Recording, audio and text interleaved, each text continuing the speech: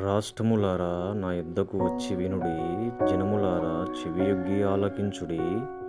భూమియు దాని సంపూర్ణతయు లోకమును దానిలో పుట్టినదంతయు వినుగాక.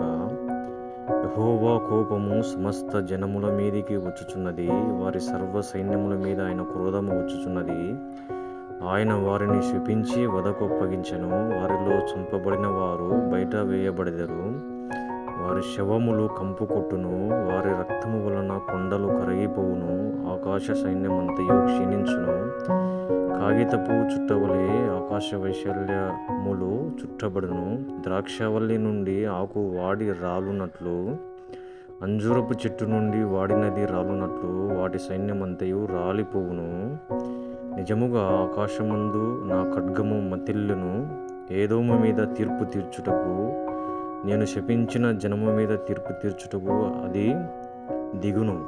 యెహోవా ఖడ్గము రక్తమయమగును, అది క్రొవ్వు చేత కప్పబడును. గొర్రెపిల్ల యొక్కయు మేకల యొక్కయు రక్తము చేతను పొట్టెళ్ళ మూత్రగ్రంథుల మీది క్రొవ్వు చేతను కప్పబడును. ఏలయనగా బొస్రాలు యెహోవాకు బలి జరిగించును. ఏదోము దేశములో ఆయన సంహారము చేయును. వాటితో కూడా గురుపుతులను, వృషభములను, కోడెలను దిగిపోచున్నవి.